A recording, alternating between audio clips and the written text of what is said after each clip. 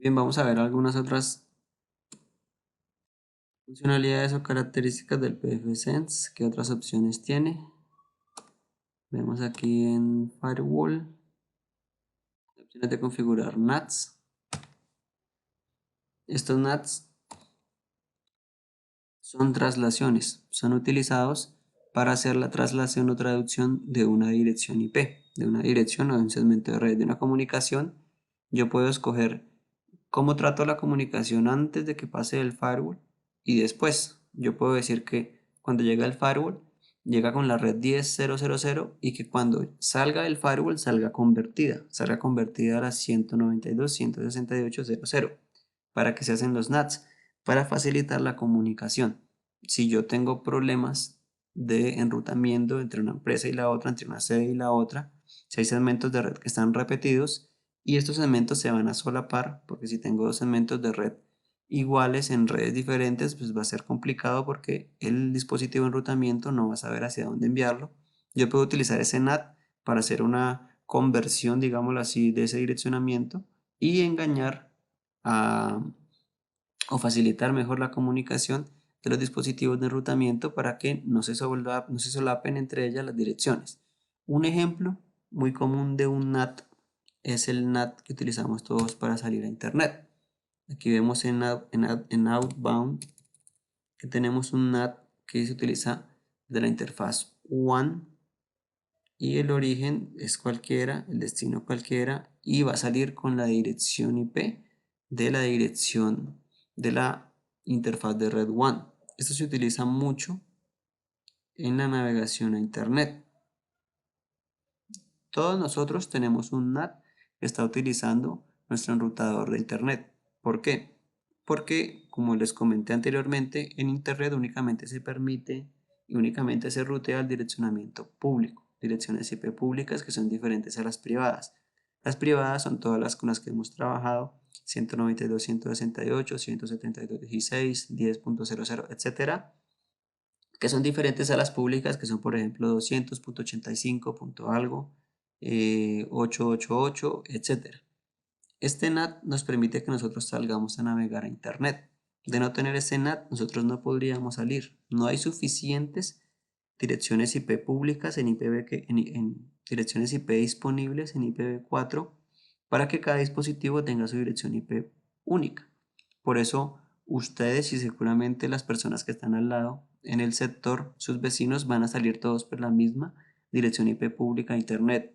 Si ustedes están en su empresa, todos van a salir por la misma dirección IP pública a menos de que tengan un balanceador de cargas y tengan canales de internet alternos, es posible que salgan por dos o tres. Pero es muy fácil identificar de dónde vino la comunicación porque las direcciones IP públicas están registradas ante los proveedores de Internet, los ISPs, y estos le registran finalmente, pues les ponen como descripción el nombre del cliente final. Si, sin esto no sería posible la navegación en Internet. Vamos a ver un ejemplo de este NAT. Con este NAT yo puedo sacar todas las comunicaciones hacia Internet, hacia la red externa. Si yo voy y miro cuál es mi IP,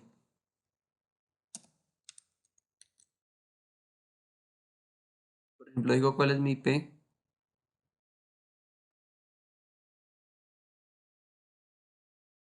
me va a mostrar que mi dirección IP real en Internet es esta. ¿Por qué? Porque no es mi dirección IP privada,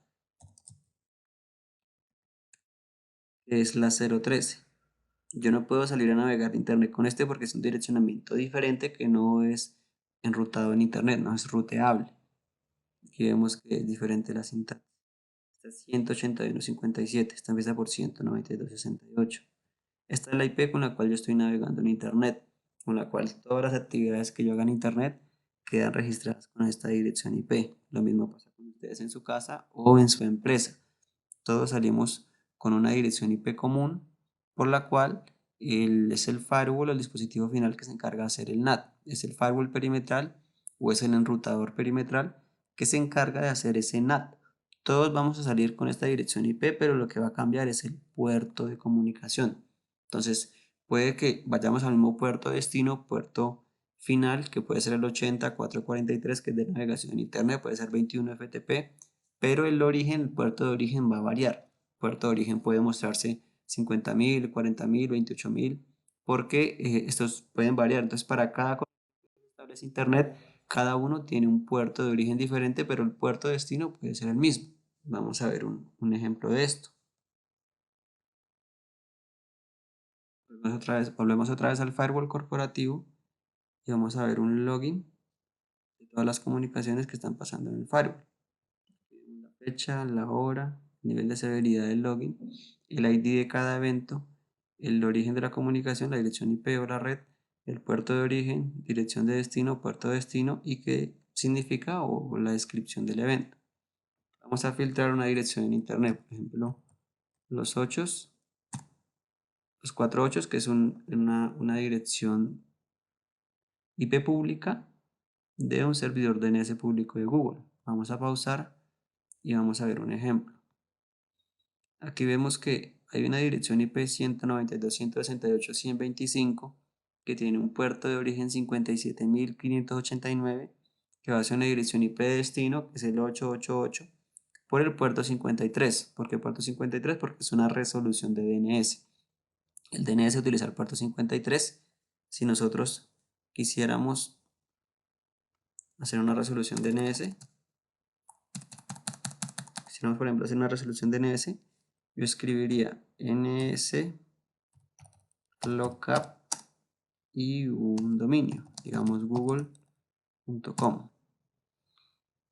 Si vamos a buscar otra dirección IP, por ejemplo esta 192.168.238.92, un tema particular es que vamos a ver la misma dirección IP de destino, el mismo puerto de destino, pero vamos a ver un puerto de origen diferente.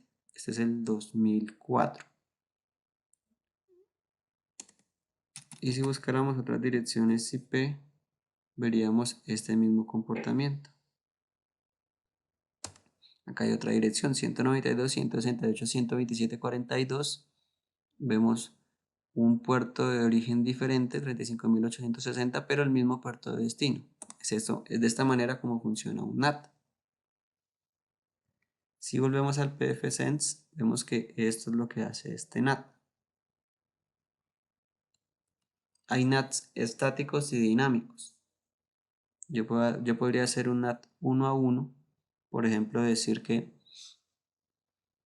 hacia internet yo tengo una dirección IP específica, 285.2 algo, punto 105, y a nivel interior, en mi DMZ voy a tener una IP diferente. Entonces, cuando las personas buscan en internet esa dirección IP, yo la recibo en el firewall, hago una traslación y llego hasta la dirección IP privada que va a responder a ese servicio.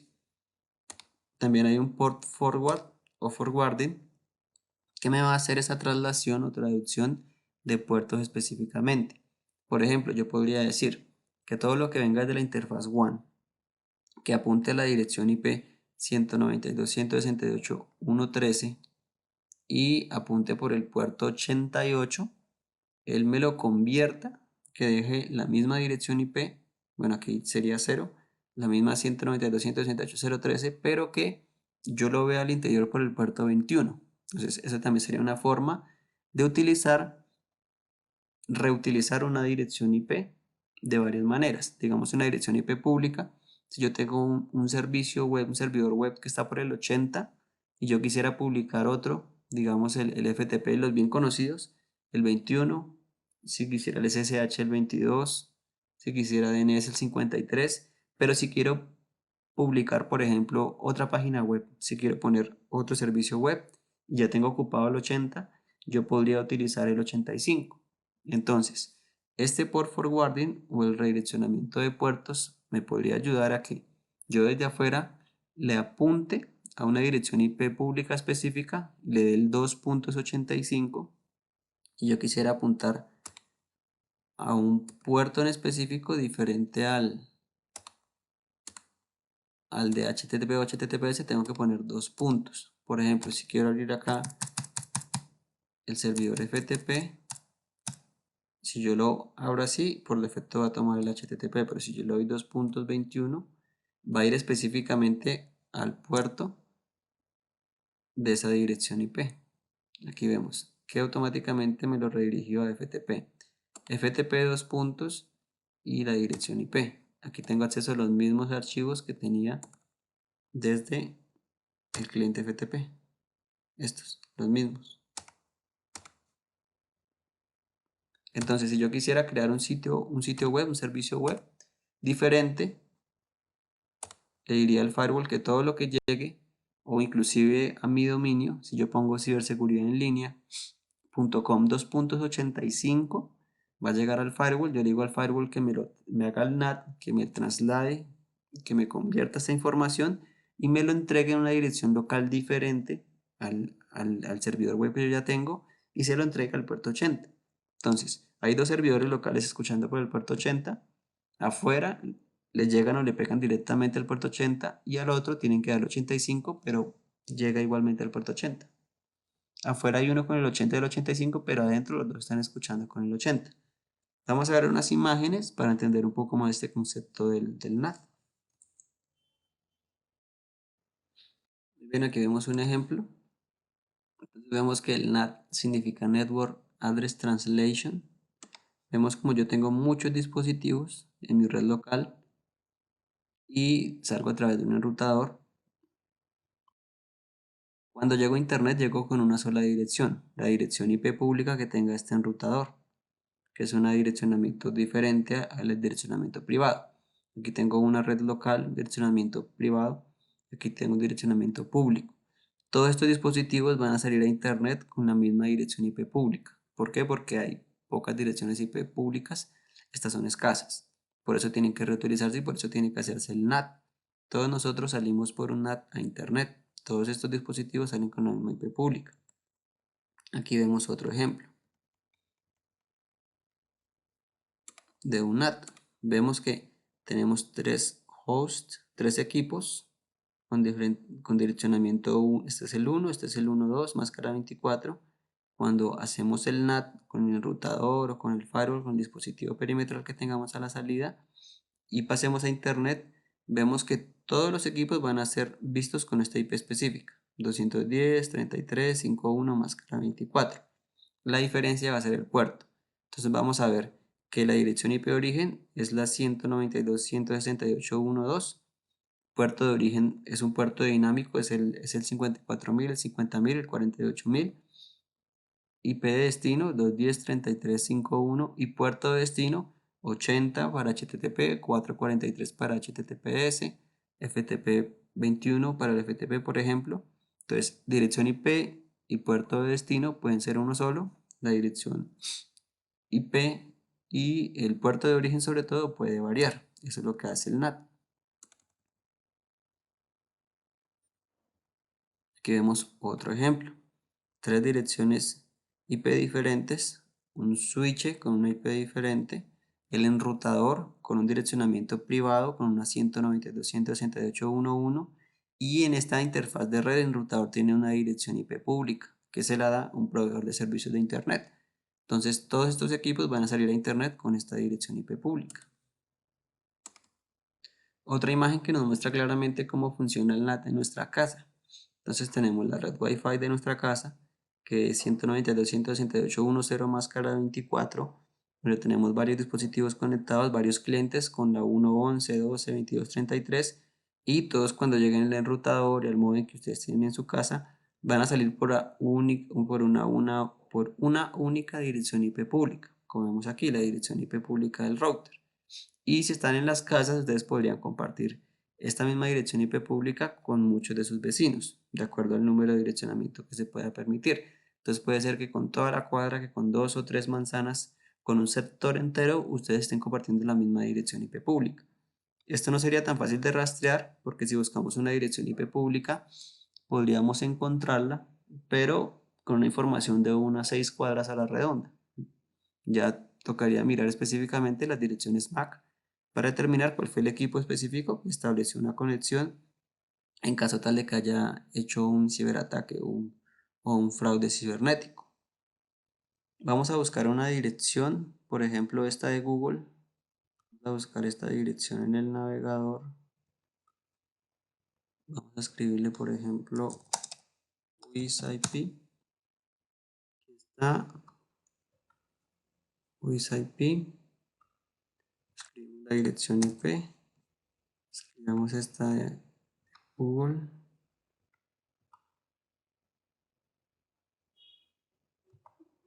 Dos 1658.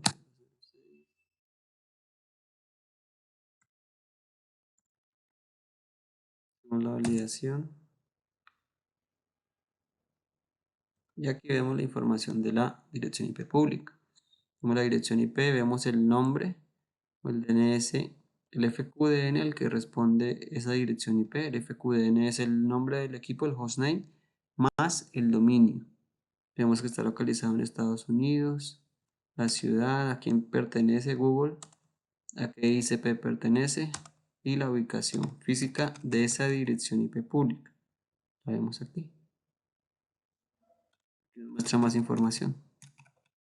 Sería una forma en la que podríamos rastrear direcciones IP públicas para saber de dónde viene una comunicación. Sin embargo, esto no es tan confiable porque muchos atacantes pueden utilizar servicios de VPN para conectarse desde un lugar diferente y que su dirección IP original sea oculta. Tenemos más información de la dirección IP pública. Bueno, bien, continuamos. Aquí vemos más NATs. El primero es un NAT 1 a 1 estático. Vemos que en el NAT uno podría describir la interfaz de origen y de destino por el cual se va a originar y salir la comunicación. En la primera línea vemos la comunicación de salida, cómo se ve la comunicación de salida, y la segunda línea es la comunicación de vuelta. Aquí vemos un ejemplo de un NAT 1 a 1. En este caso sería el origen, es este objeto que se llama telepresence, que es un equipo que tiene una dirección IP privada. Por ejemplo, 192.168.15, por dar un ejemplo. El destino, cuando aquí vemos los criterios del paquete original y cómo se va a hacer la traslación del paquete y cómo se va a ver el paquete final. ¿Cuál es la interfaz de origen-destino? ¿Cuál es el origen de la comunicación? El destino hacia dónde va. ¿Por qué servicio? Aquí le colocamos any, le pudimos haber puesto 443, 80, 21, etc. Y ya cuando vemos que el paquete esté trasladado, cuando ya haya pasado por el NAT, cuando se haya hecho esa traducción, este va a tener una dirección IP pública. Aquí faltan dos octetos que pues los eliminamos por seguridad, que esa información no debería ser pública. Vemos que el origen dentro del firewall, de esta línea hacia la izquierda, el paquete está dentro del firewall. Y de esta línea hacia la derecha el paquete va a ir fuera del firewall, hacia internet. Entonces se origina desde la red LAN, el firewall lo ve con la IP original, con la IP privada, cuando vayas a cualquier destino y cuando vayas a cualquier servicio o puerto, que haga, que lo traduzca, cuando salga del firewall, cuando salga hacia internet, lo muestre con esta dirección IP pública, 200.30.10.42, por decir algo.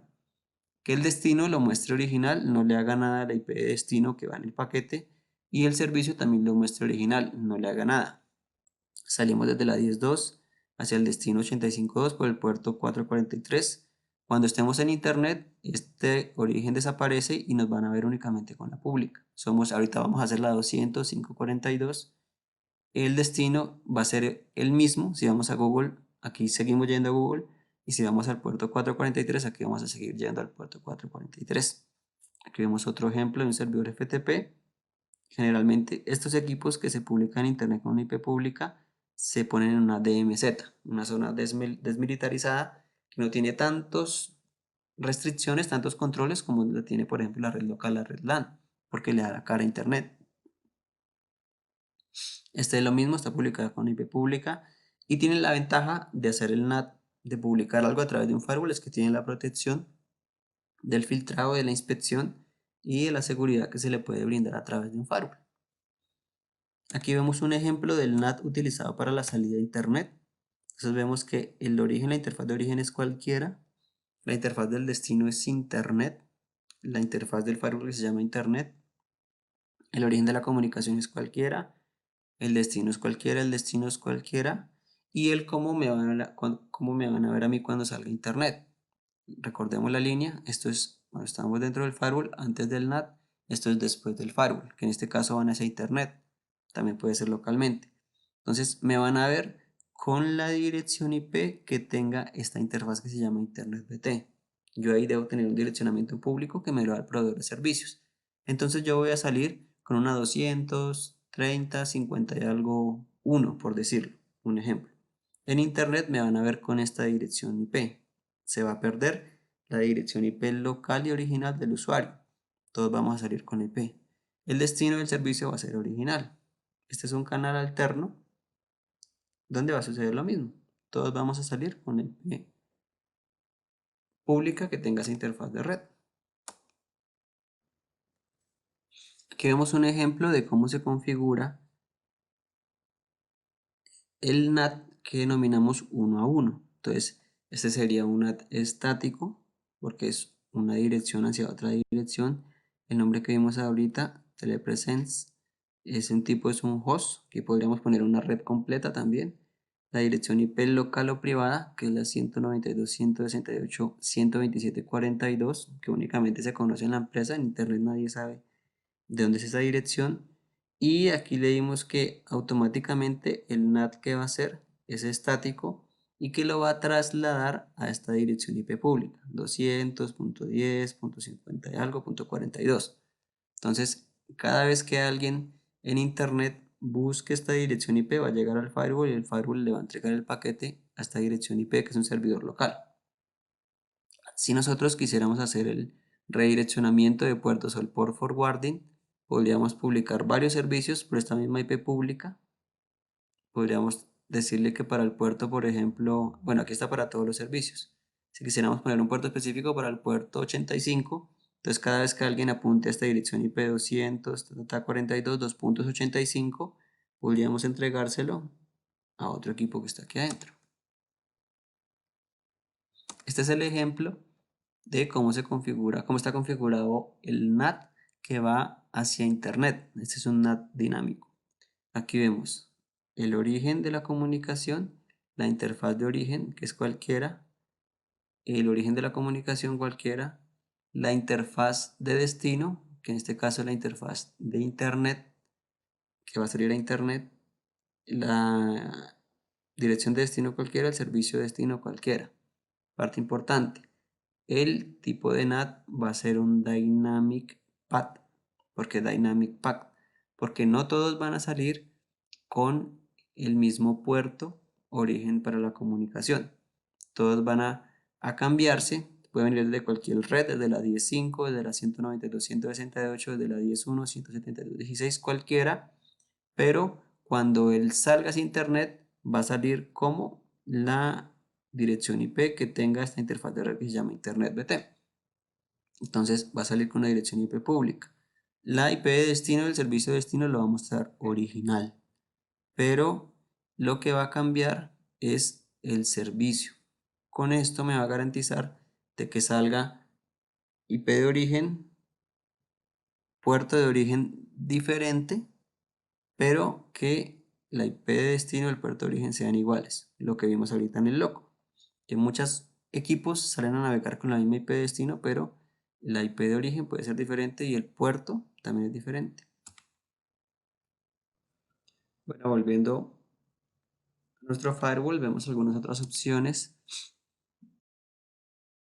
Tenemos para crear direcciones IP virtuales, para sacar, por ejemplo, el tráfico de internet con direcciones IP diferentes, para compartir el tráfico, hacer como un balanceo de cargas. En los servicios vemos un portal cautivo, vemos un DHCP server. Este servidor DHCP son las siglas de Dynamic Host Configuration Protocol. Este es un protocolo que se utiliza para entregar direccionamiento IP a los clientes o dispositivos finales. Aquí vemos cómo está configurado nuestro servidor DHCP. Vemos la subnet que se configuró 10.0.0.0, la máscara 255.0.0, máscara 8. Vemos el rango de cuáles son los equipos que se van a configurar. Vemos que aquí está desde el 10.0.0.1 Se puede configurar hasta el 10.255.254, es una red inmensa. El rango que vamos a utilizar, vamos a asignar direcciones desde la 10.002.2 hasta la punto .20. Tenemos únicamente ahí 18 direcciones disponibles. La 1 es la que ya tiene el firewall. Entonces todos los clientes que se conecten van a tener una dirección desde la 2 a la 20 de acuerdo al orden que lleguen y como ya se hayan asignado las otras direcciones.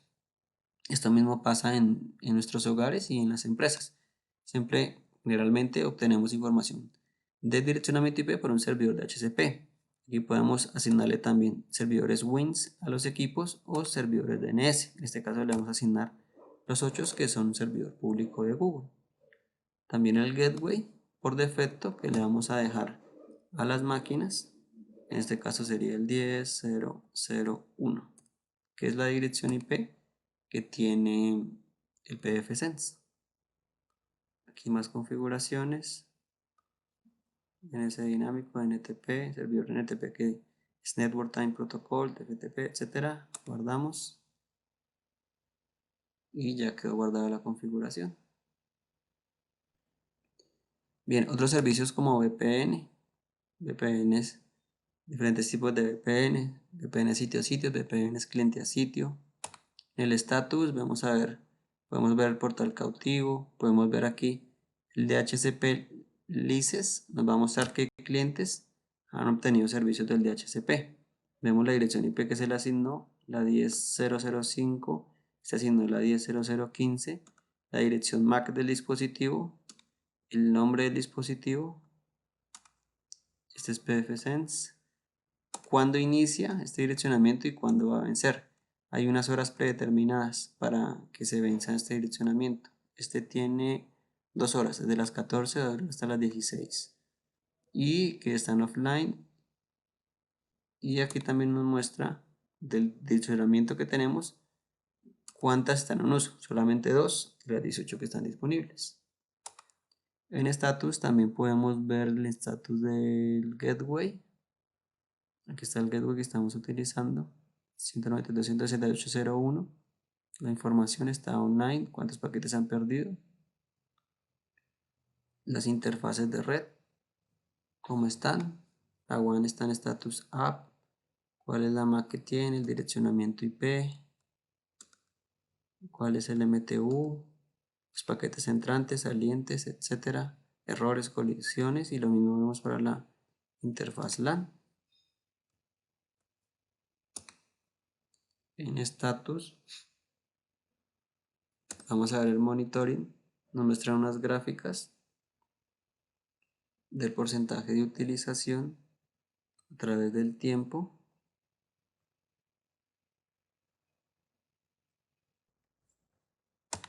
En status también vamos a ver los servicios que están corriendo en el firewall, diferentes servicios que tiene corriendo, las acciones que podemos tomar sobre los mismos. Vamos al log del sistema. Aquí vemos un log general de los eventos que crea el sistema, por ejemplo el log de configuración. Aquí filter se sincronizó.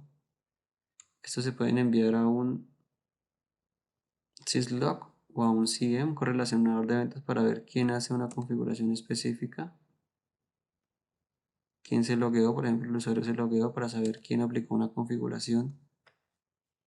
Aquí ruteo. Aquí vamos a ver los eventos, vamos de gateway, la información del gateway, la información del ruteo, servidor DNS.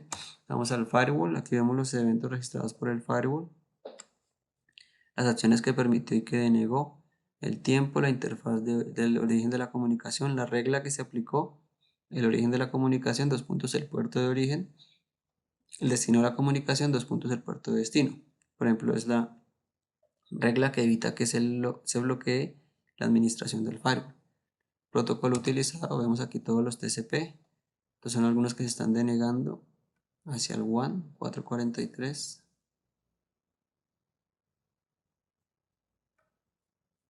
Vemos una vista dinámica,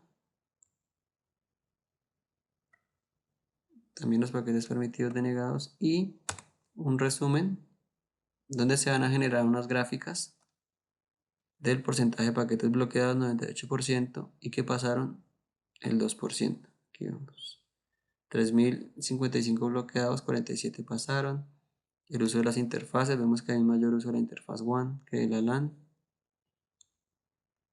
Los protocolos más utilizados, vemos que TCP un 32%, UDP 32%, TCP 68%. Las IP de origen con mayor cantidad de tráfico, otras, vemos aquí algunas públicas. Las locales 2.10.10.02, 7%.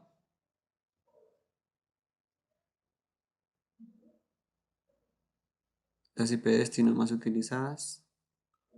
192.168.013 es la IP con mayor número de comunicaciones, la IP de nuestra máquina local. Vemos las otras IPs utilizadas. La cantidad de comunicación. Los puertos de origen más utilizados, TCP 443, UDP 80, 53. Y aquí vemos los puertos de destino más utilizados. Vemos 137, 51, 88, bueno, etc. ¿Qué más podemos ver aquí en status? Opciones de diagnóstico, por ejemplo, para editar comandos, ejecutar comandos, para hacer un ping, para hacer una ruta, etc. Y más información acerca de la herramienta. Bueno, muy bien, esto es en general la operación en el firewall. Vamos a hacer una prueba final. Vamos a utilizar el Wireshark. Este Wireshark es un sniffer de red. Es un sniffer de red que se encarga de atrapar o capturar todos los paquetes, todas las comunicaciones que pasen a través de la red. Hay unos sniffers que se ubican a nivel de red, hay otros que se instalan en los equipos como este que tenemos instalado, hay otros que reenvían tráfico a través de un puerto, por ejemplo espejo o span en los switches, hay otros que se instalan a través de puertos USB, hay otros que loguean los teclados, etc. Hay múltiples sniffers. Este es uno de red, está instalado en este equipo. Vamos a hacer una prueba donde vamos a hacer una conexión al servidor FTP. Vamos a ver cómo vemos esa conexión aquí en el Wireshark. Vamos a establecer una conexión TCP también para ver cómo es el proceso de la conexión TCP. Y vamos a navegar en el protocolo HTTP para ver cómo podemos interceptar un archivo teniendo un sniffer de red.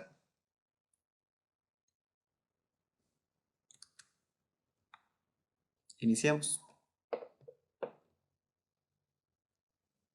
Primero vamos a ir a Capture, vamos a ir a opciones y vamos a seleccionar la tarjeta de red con la que vamos a trabajar, la tarjeta de red por donde va a pasar el tráfico y la que vamos a aplicar el sniffer para atrapar todos los paquetes. En este caso, la tarjeta red de área local de la máquina virtual.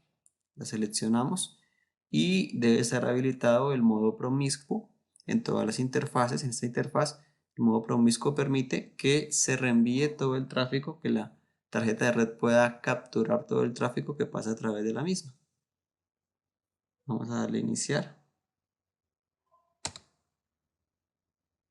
Allí vemos la captura, vemos el tiempo, el origen, la dirección IP de origen, la dirección IP de destino, el protocolo utilizado para la comunicación y la información de la comunicación, de qué se trata, por ejemplo, Echo Reply, Encrypted. Igual también nos muestra algunos protocolos y los puertos por donde pasa la comunicación. Entonces vamos a hacer una prueba. Vamos a abrir la página web, el servicio web. Vamos a abrir esto por HTTP, la dirección IP de nuestro equipo remoto, nuestro equipo local, 192.168.013. Allí está y vamos a abrir el sitio web, la página de ciberseguridad en línea. Listo, ahí está. Vamos a ver cómo se ve este tráfico. Entonces vamos a detener la captura. Vamos a ver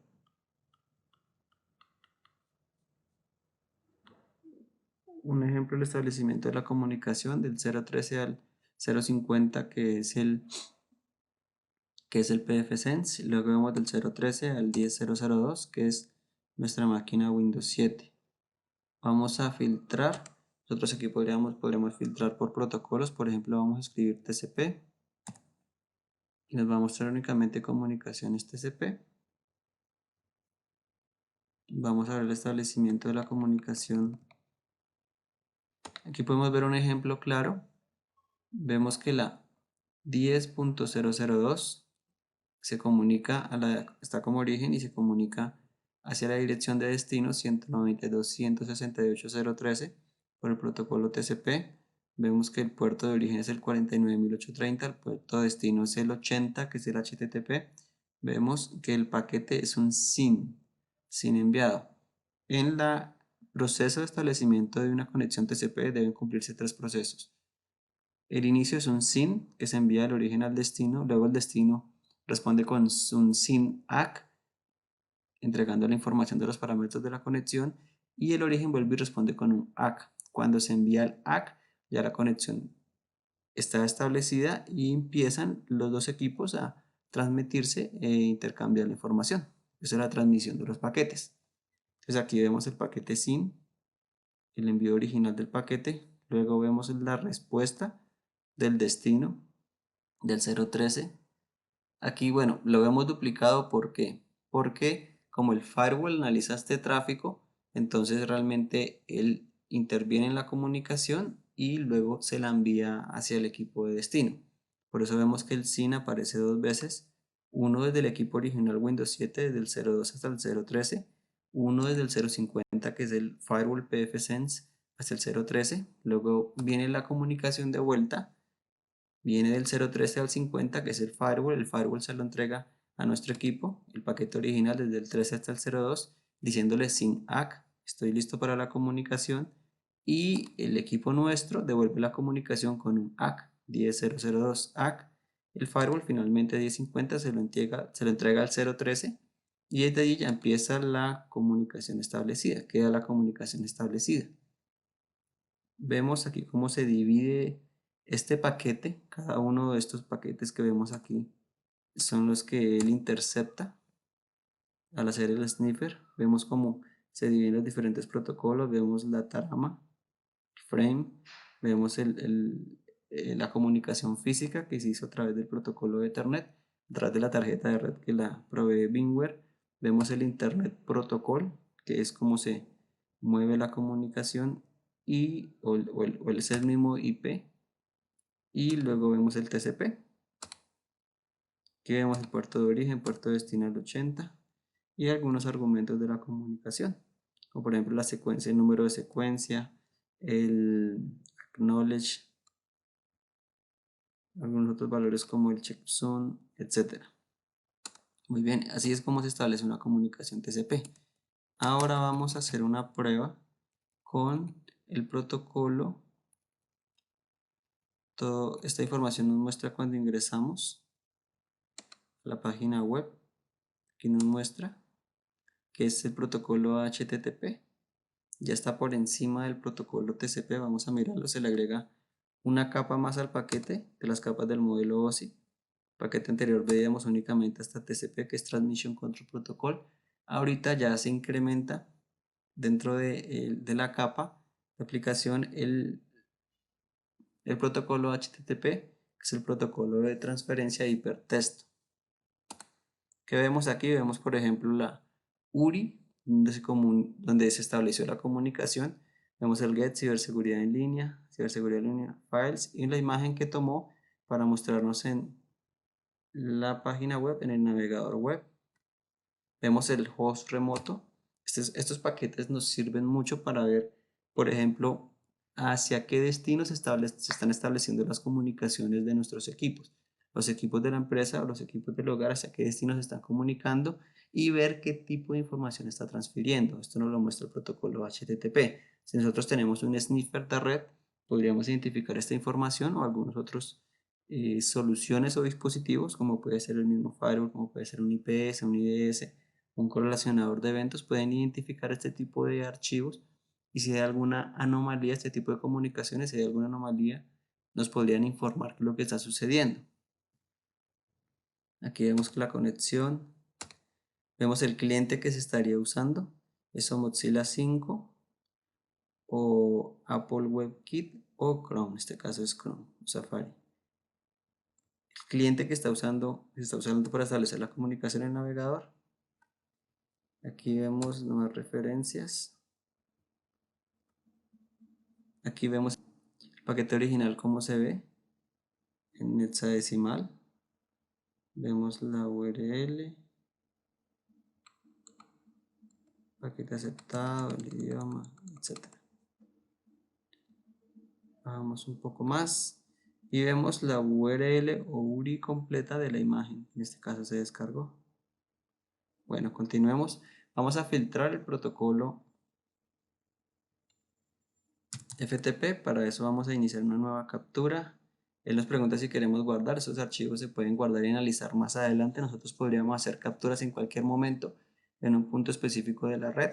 O hay soluciones, equipos de seguridad que me permiten hacer capturas para analizar el tráfico. Podríamos hacer una captura por unos 5 o 10 minutos, detenerla, guardarla y analizarla en Wireshark, por ejemplo. Decirle que continúe sin guardar y vamos a conectarnos al servidor FTP. Vamos a darle conexión rápida, aquí establezca una nueva conexión, nueva pestaña, aquí la tenemos.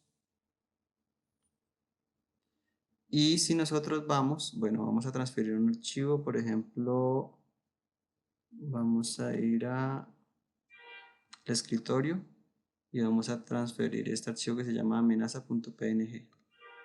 Ahí está, transferencia correcta. Vamos a ver qué nos muestra el Wireshark. Vamos a detenerla y ahora vamos a filtrar por el protocolo FTP, que fue con el cual se estableció la conexión hacia nuestro servidor FTP. Vamos a poner FTP, Enter, aquí nos muestra toda la comunicación. Nos muestra primero la comunicación del 10.002 hacia el 0.13, nos muestra que es un FileZilla server.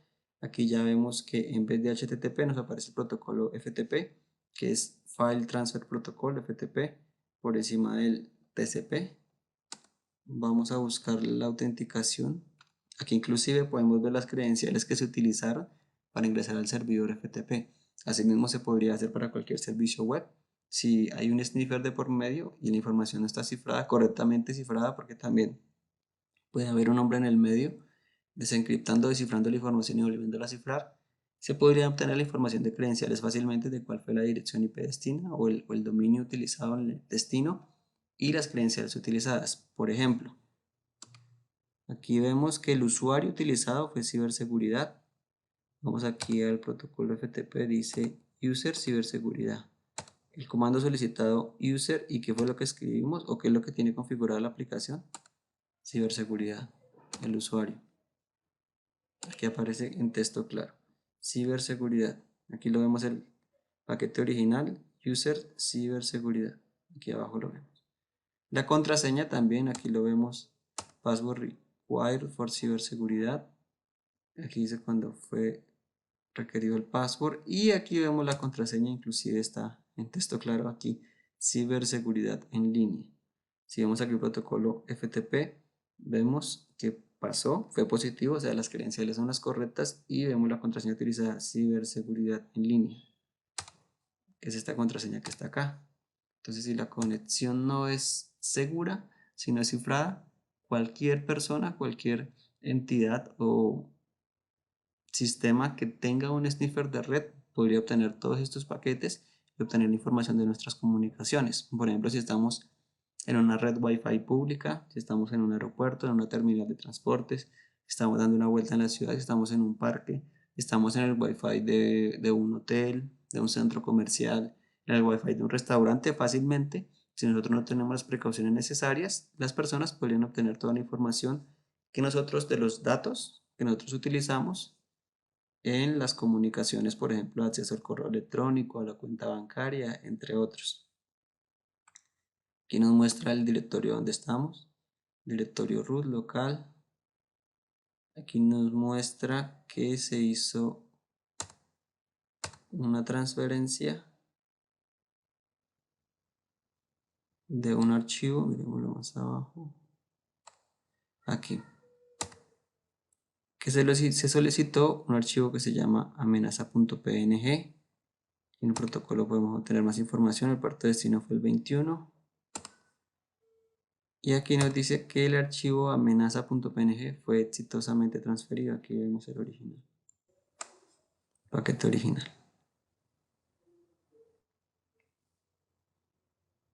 Amenaza.png. De esta forma, fácilmente la persona podría obtener la información de nuestro FTP, si es información sensible de la compañía, tiene el usuario y contraseña, sabe qué tipo de archivo buscar. Bueno, vamos a hacer otra búsqueda. Bueno, antes de esto, vamos a aplicar un filtro. Otro filtro que les quiero mostrar es, por ejemplo, cómo filtrar por dirección IP.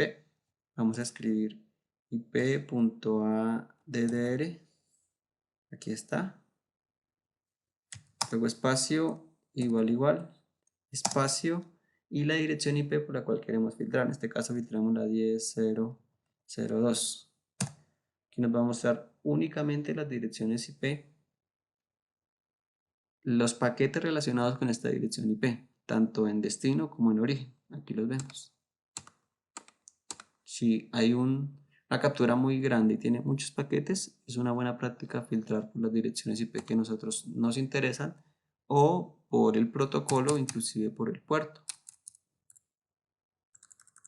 Bueno, vamos a hacer otra prueba interesante. Ahora vamos a transferir un archivo de esta página web. Vamos a capturarlo en el sniffer y vamos a guardarlo en nuestro equipo. De esta forma podríamos robarle fácilmente un archivo a una empresa, a una persona, un archivo importante, por ejemplo, de cuentas bancarias, de números telefónicos, de información personal, de información médica, de información de transferencias, de información de usuarios finales, de información de clientes, de números de cuentas, etc. Entonces vamos a iniciar otra vez la captura, iniciar, aguardamos, ahí ya inició la captura, vamos a abrir otra vez nuestra página, vamos a actualizarla, bien, ahí está, y ahorita vamos a ir a los archivos que están almacenados en el sitio web. Si yo voy a mi equipo local original donde tengo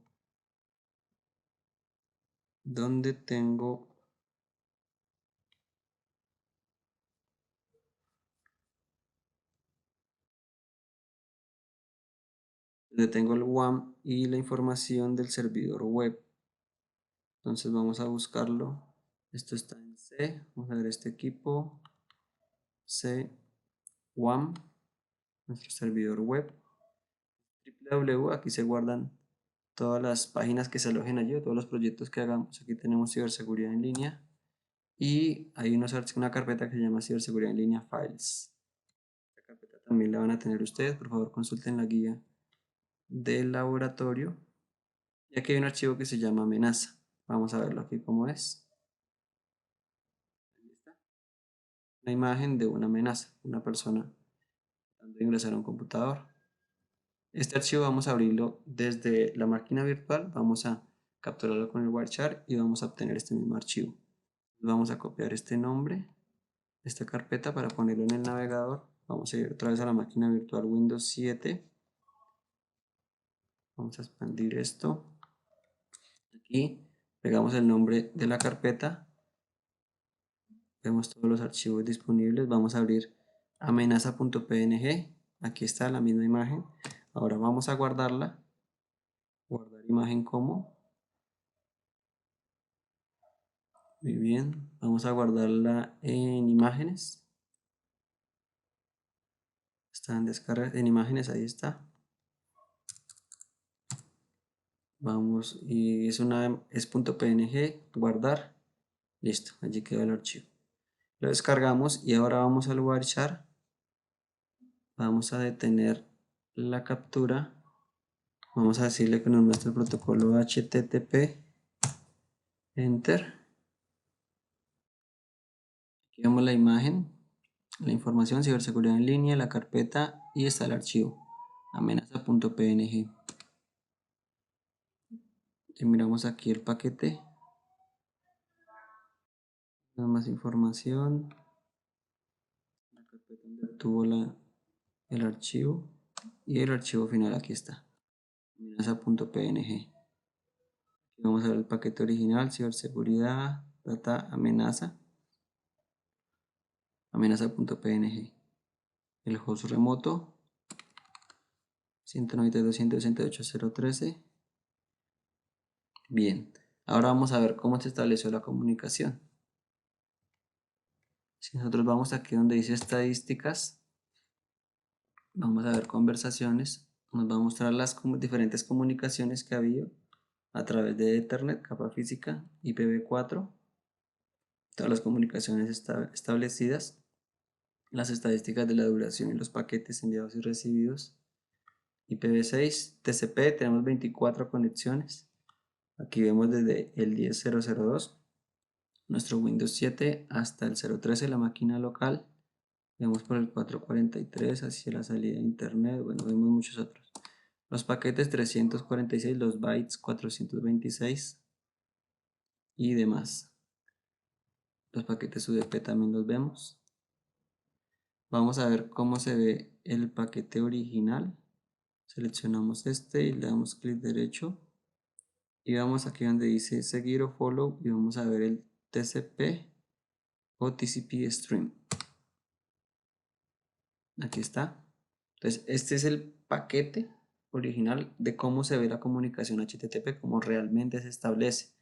Vemos aquí get, ciberseguridad en línea, vemos aquí la carpeta y vemos el archivo amenaza.png, http 11, el host remoto 013, la comunicación mantiene activa, vemos el usuario Chrome,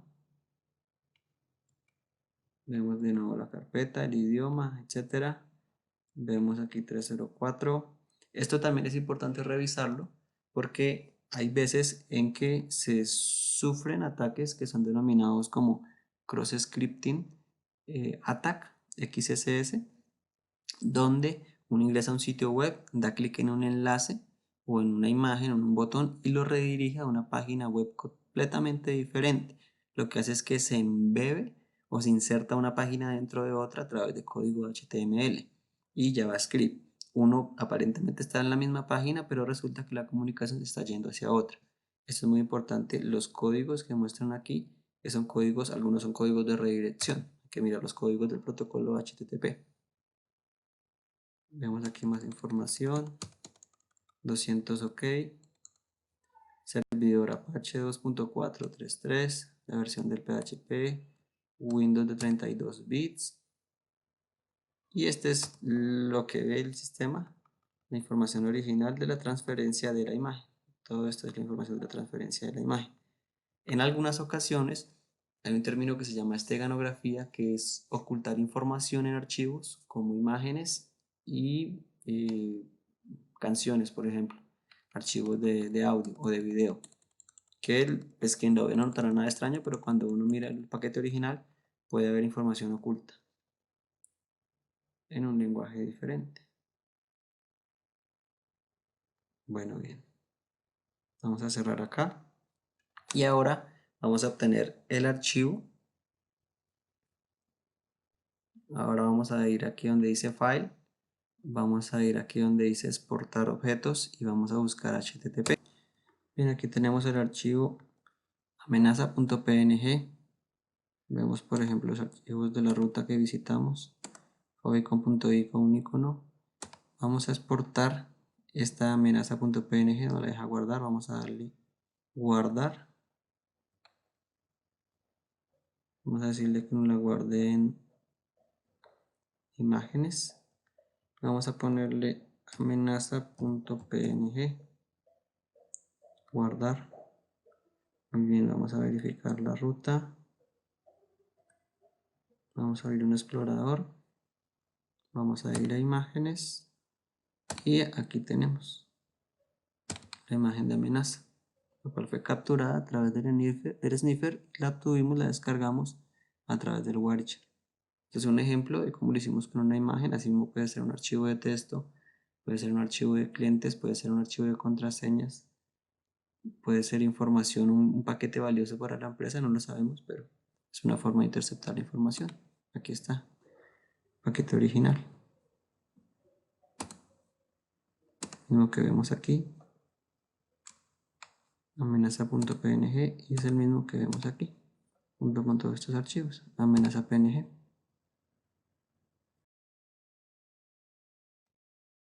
Bueno, si llegamos al final de nuestro laboratorio, muchas gracias por su participación, esperemos les guste y saquen provecho de este laboratorio. Vamos a aprender mucho más. Como conclusiones vemos que el firewall es un dispositivo de seguridad de red que puede funcionar tanto en la red interna como a nivel perimetral, muy bueno y muy provechoso ya que puede filtrar, rutear, analizar las comunicaciones en tiempo real que pasan a través de la red. Esto, de acuerdo a las políticas establecidas, se pueden permitir o denegar comunicaciones por puertos o protocolos específicos. Avanzando un poco más, ya hay firewalls de siguiente generación o Next Generation Firewall que hacen un mayor análisis sobre cada una de las capas del modelo OSI, de las comunicaciones que pasan para analizar, por ejemplo, si hay alguna anomalía en la capa de red, en la capa de aplicación, en la capa de sesión, en la capa de presentación, de paquetes que puedan ser maliciosos, que puedan tener malware o virus y que puedan afectar la seguridad de la empresa, la seguridad de la red.